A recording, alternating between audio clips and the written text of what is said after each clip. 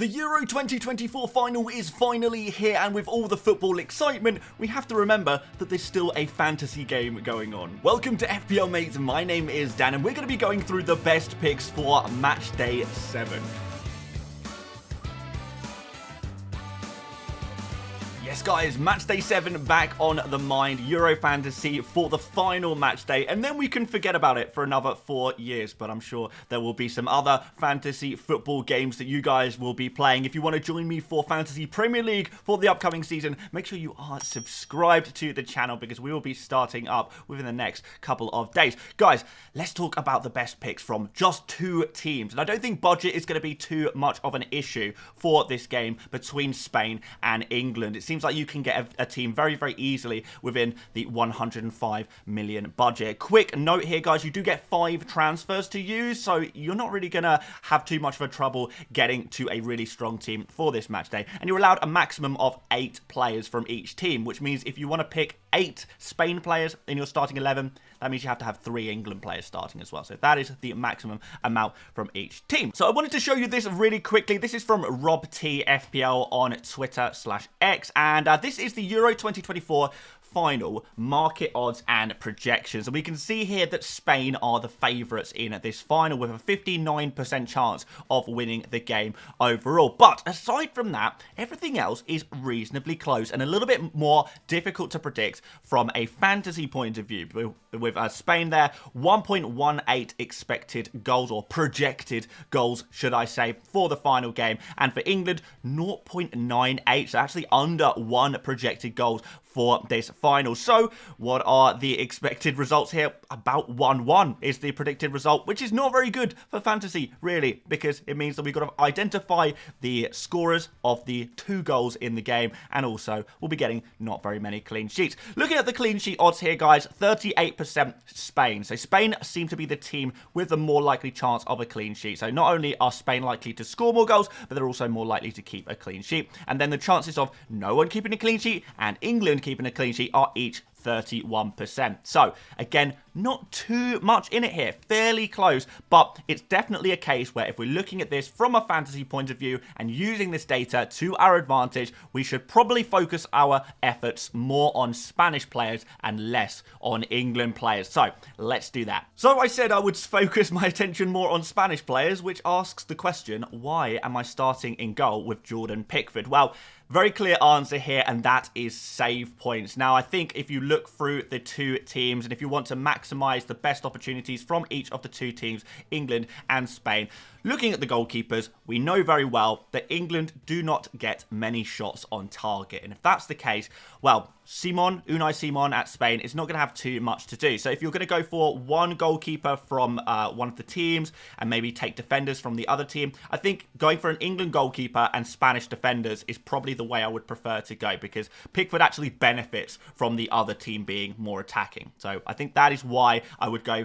for Pickford. So we're going to get some save points there, and yeah, shots on target for Spain will come around, and Pickford will pick up a few points that way, even if he can't keep a clean sheet. In defence, we have got Luke Shaw. We're only going for 3 defenders in this team. Now, I've gone for Shaw if he starts. Of course, guys, you don't need to lock in your team until we already have the lineups for this match day, because we're going to get, well, there's only 1 game, and we'll have the full lineups an hour before the fantasy deadline, which means we don't need to worry about that too much. But I think Luke Shaw is going to start this game, having played 45 minutes in the semi-final. He's getting himself back up to full fitness. Now, what I quite like about Luke Shaw is the width that he is going to provide as a left wing back, or left midfielder, really, for England, because Spain's defence is very narrow. They play with a very narrow back 4, and there is going to be space to be exploited by the likes of Luke Shaw on the left and Saka on the right. Now, Luke Shaw is a very good crosser on his left foot, cutting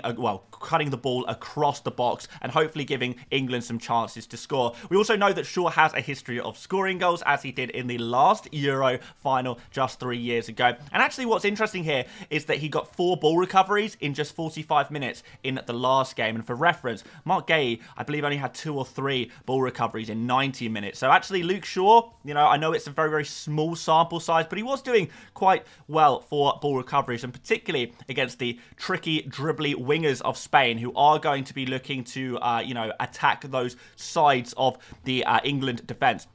Luke Shaw could find himself one-on-one with some of these wingers for Spain and maybe get some interceptions or tackles that way, which might bring him a few points. Though, in general, I do have to say, I don't think there's going to be as many ball recoveries available to us in this final game, because typically in a final, we are going to see this being a little more cagey of a game. There's going to be less players trying to take on dribbles. There's going to be more safe passes and less risky passes, which means there's just going to be less opportunities for our defenders to get ball recoveries, which is not really what we want to hear, because ball recoveries have been a great source of points for us throughout this tournament.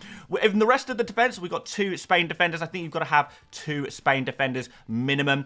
3 is also fine as well. Carvajal is attacking, as we know. He is the more advanced of the 2 Spain wing backs. And yeah, do not be put off by his red card in that previous game.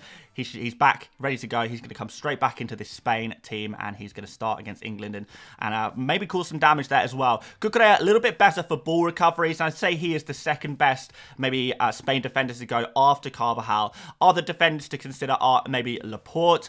Outside of that, Lenormand potentially comes back into this Spain team, but we have seen him substituted off early previously. So I think Carvajal and Cucurella are the 2 Spain defenders to go for, like Pickford and Luke Shaw. I think if he starts, could be a nice differential with just 3% of fantasy managers selecting him. He's going to be a bit of a differential as well. Could be a difference maker for this final match day to help you beat your rivals who might not be thinking about Luke Shaw as much as you guys are. I think there's a little bit of debate to be had around the midfield. We've gone for just one England midfielder. Like I said, we are going to be focusing more on Spain players from a fantasy point of view, even though I know I am supporting England. I am an England fan, but for fantasy, I'm trying to be a little bit more realistic, and I definitely understand that Spain are the favourites in this game. They are more likely to score more goals, and therefore we've got to be picking some players from their team. So let's go through some of these players. Foden is our first man. Looked much better in the last couple of games when he's been playing more centrally. Last game in particular had some really good opportunities, really good chances to score. A little bit unlucky, actually, not to score last game against the Netherlands. And yeah, I think he is increasing in value from a fantasy point of view. A lot of people won't see it coming, so I do actually prefer Foden to a Saka potentially and a Bellingham. Foden has just shown a little bit more form. The one concern with Foden is minutes. So if the game goes to 80, 90 minutes, it's going to be Foden, most likely the first England midfielder to be substituted off before the likes of Saka and Bellingham. And if we go into extra time, 120 minutes, then that's going to be a long time for Foden to be off the pitch. So just be aware of that one. It is definitely something to consider.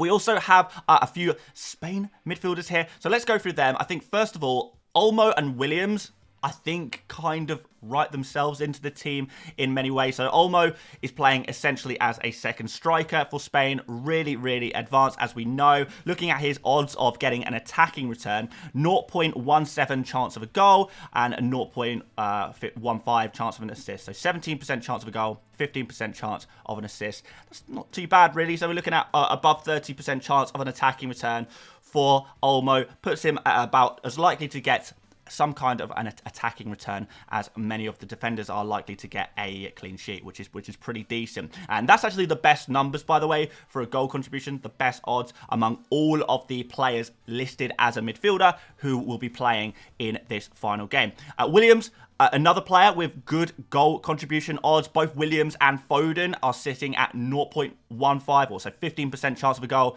15% chance of an assist as well. So that's just slightly behind Olmo, who has better goal scoring odds by 2%, only 2%. But certainly, yeah, Foden, Williams, really good odds there as well. These are kind of just the next level below Olmo for those midfielders if we're looking at those odds. And finally, I've gone for Rodri in this team. I know some people may want to go for a Fabian Ruiz here, who has been better for ball recoveries recently. And you could even consider going for a Bellingham or Saka in this position as well.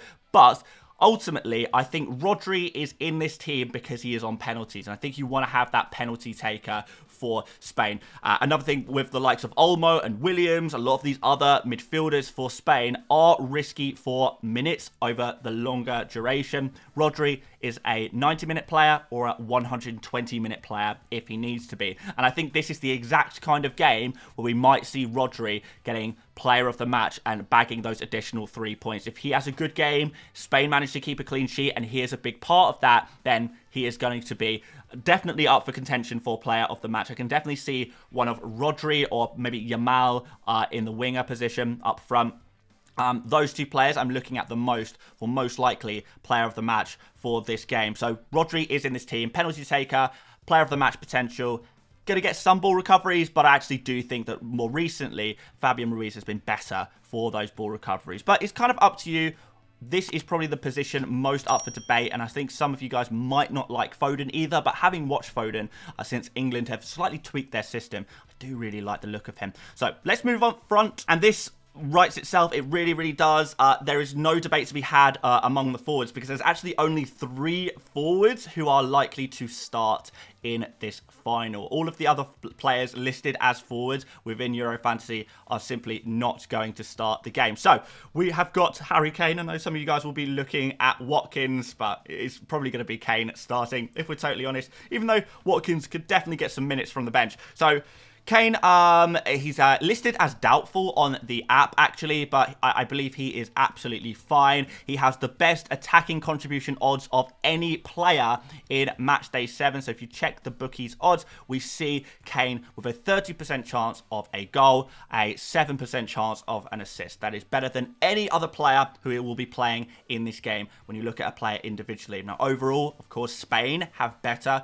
goal-scoring odds, but because Spain have more different avenues of getting those goals, we see a little bit more spread among the odds spread among those Spain players, whereas England much more tightly focused on Kane. If England are going to get a goal, it is likely that Kane is going to be involved in that. Of course, he's a penalty taker as well, as we found out very well in Matchday 6, where he not only scored a penalty, but he also won his penalty as well, which gave a really nice score. Of course, 3 goals now in the tournament for Kane, which puts him at the joint top scorer for the tournament. So all criticism of Kane maybe slightly going out of the window at this point, because he's taken a few more games to get to this amount of goals, but hey, good for him. And let's move forward to our other forwards.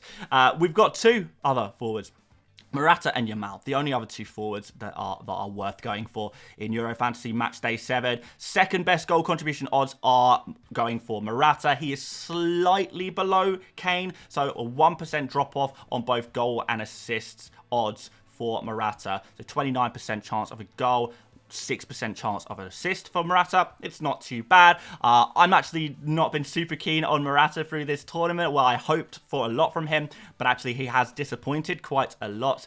But we don't really have a choice at the end of the day. So Morata is going to make this team, and Yamal is going to go in here as the final player. Third best odds for getting attacking contributions, joint with Olmo, actually. A 17% chance of a goal, 15% chance of an assist, but he is the form player right now. And like I mentioned before, player of the match potential as well. So, nice form player with fairly decent attacking odds. Player of the match potential there as well. This is very much his tournament. I think we will remember this tournament as the Yamal breakthrough tournament. Can he do the business against England? Well, I personally hope not, but he's definitely worth a pick for your fantasy team. Right, let's go onto the bench. I know this is really, really worth noting here, guys. Your bench doesn't matter. You cannot make substitutions in Matchday 7 because there's only 1 game. So you can't actually use your bench. So I've just thrown some players on the bench for pretty much no reason that I think maybe worth talking about a little bit, who are potential players you could pick in your team. So we'll go through each of these players. But in general, guys, if you're just using transfers, you've got 5 free transfers to use. You should be able to get a decent first 11. Pretty much your perfect first 11. If you've got already a few England and Spain players, you can supplement that with your transfers and remove some players. And any player that either is knocked out of the competition or injured or whatever, you can just leave them on your bench because it doesn't matter. Your bench is useless. But, guys, let's talk about Simon. I think if you wanted to go for an additional Spain defensive player without sacrificing, you know, some of these midfield slots, then definitely Simon instead of Pickford could work. So I'm open to that idea. But what I will say is if both teams score, it is likely that Pickford gets more save points in the game, because I imagine Spain will take many more shots and shots on target as well. They are willing to take long shots, shots from range, and you know, really go for it, which England at times have not really been doing, to be fair. Saka, I think, is my second favourite English midfielder. Maybe a little bit of Arsenal bias coming through, but I think he's just played fantastically recently. Again, he provides that width, which I think is going to be key to England beating Spain.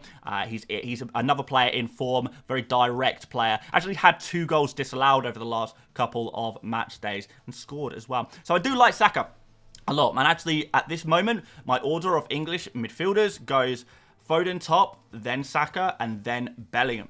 Yeah, guys, we're at that stage of the tournament. Maybe I'm crazy. Let me know what you think about that, by the way, guys. Do you think that Foden and Saka are actually better options at this point than Bellingham? Just not been super impressed by Bellingham outside of the moments that perhaps he showed a couple of match days ago. We've got Mark Gahey here as a potential option. Obviously, he's done well for ball recoveries, but not expecting too many ball recoveries for him in the final. And John Stones, another 90-minute, 120-minute man, could be useful in that regard. But if I'm totally honest with you guys, I prefer Laporte, potentially Normand, mostly Laporte to a Gay or a Stone. So if you are going to go for an additional Spain defender, then particularly if you want to start that additional Spain defender, then I would go for Laporte.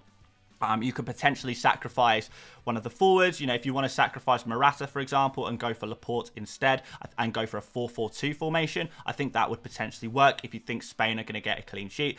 But it's very, very difficult to predict what's going to happen. I think, in general, most of us are going to have very, very similar teams anyway, and there's not going to be too many points to be gained unless you are thinking about going a little bit different here. But I think the key thing is to cover the majority of the key attackers and ensure that you have got, you know, a decent amount of Spanish defensive cover and maybe a little bit of English defensive cover as well, because there's not too much in it really with those clean sheet odds. Guys, let's have a look at captaincy, and I think this is where things get controversial, because I'm trying to be very objective and unbiased here, and when we look at the goal contribution odds, we did see it in favour of Kane. So Kane actually has the best goal scoring odds of any player in this game, and therefore he, on paper, trying to be objective, taking bias and emotion out of things, Kane is going to be the best captain. But he is kind of